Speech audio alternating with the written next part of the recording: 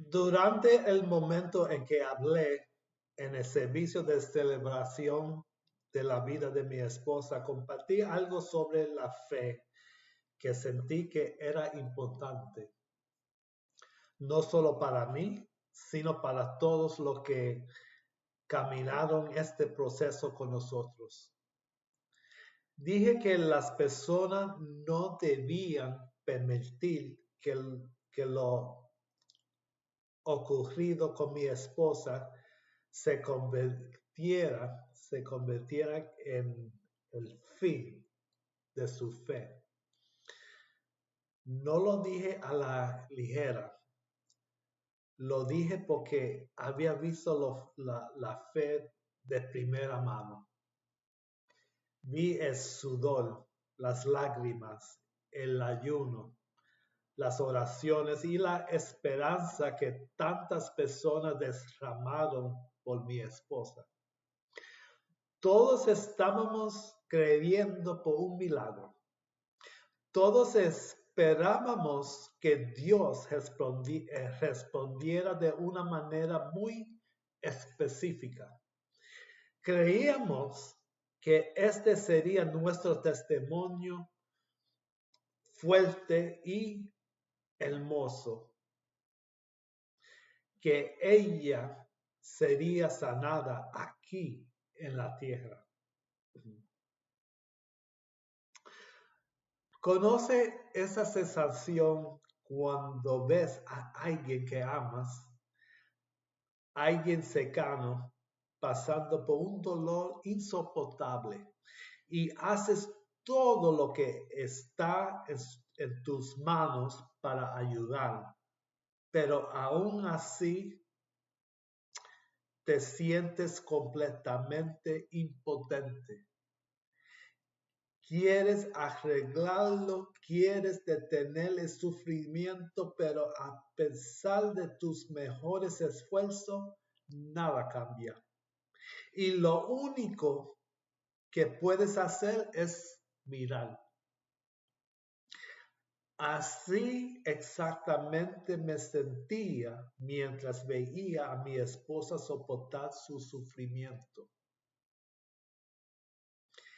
Hubo días en los que vomitaba repetidamente, sus piernas y pies se hinchaban, perdió el sentido de gusto y en un momento incluso el de olfato.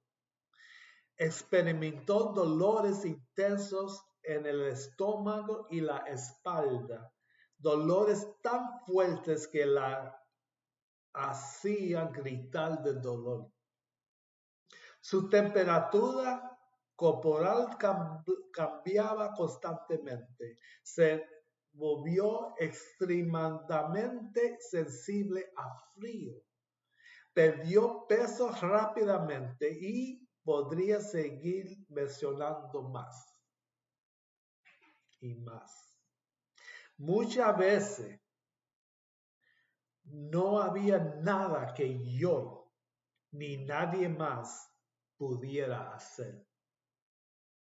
Me sentía sin fuerza, me sentía impotente y duele profundamente cuando lo único que puedes hacer es ver sufrir a las personas que amas y orar, esperando que Dios intervenga.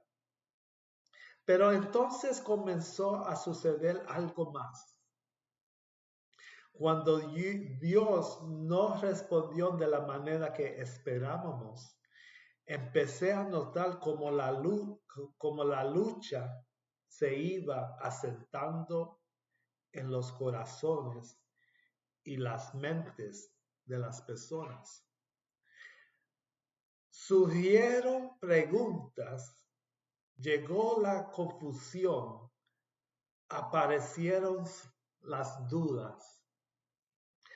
Algunos luchaban en silencio con la decepción y otros trataban de entender cómo reconciliar su fe con el resultado que estábamos viviendo. Y en ese momento me di cuenta de que esto era una lección para todos nosotros. Lo que teníamos era una fe sincera, pero incompleta. Teníamos una fe de que decía, Dios nos librará. Lo que nos costaba era tener la fe que también dice, pero aún sí no lo hace. Pero aún sí no lo hace. La clase de fe que vemos en la escritura con los 3 hombres que fueron arrojados al horno de fuego. Una fe que confía en el poder de Dios y en la soberanía de Dios al mismo tiempo. Eso no significa que nuestra fe fuera falsa. Significa que todavía estaba creciendo. Luego expliqué que Dios sí respondió por mi esposa, solo que no de la manera que esperábamos. Él no la sanó temporalmente en este lado de la eternidad. La sanó completa y permanentemente en su presencia. Mi esposa ahora está con el Señor, restaurada, entera y libre de dolor. El milagro aún ocurrió, solo que se veía diferente a lo que habíamos imaginado. Anoche fui recordado nuevamente de esta verdad a través de 2 versículos que parecen contradecirse, pero que en realidad se completan de manera hermosa. Proverbio capítulo 16, versículo 9 dice, el corazón del hombre traza su rumbo, pero su paso los dirige el Señor. Y Lucas capítulo 14, versículo 28 dice, supongamos que uno de ustedes quiere construir una torre.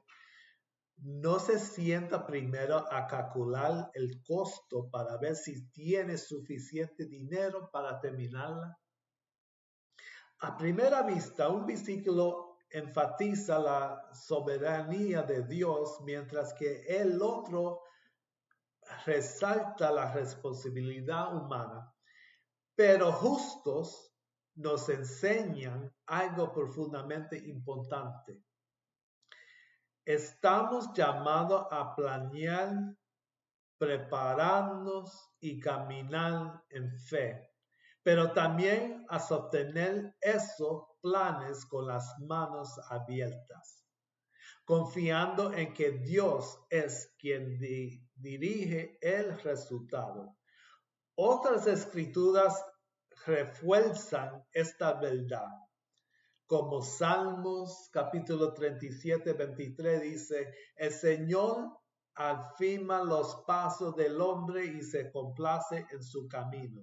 Nosotros podemos elegir el camino, pero Dios ordena cada paso en ese camino.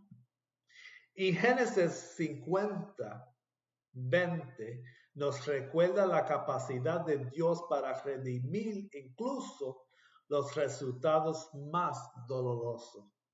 Ustedes pensaron hacerme el mal, pero Dios los encaminó para bien, para lograr lo que hoy estamos viendo, salvar la vida de mucha gente.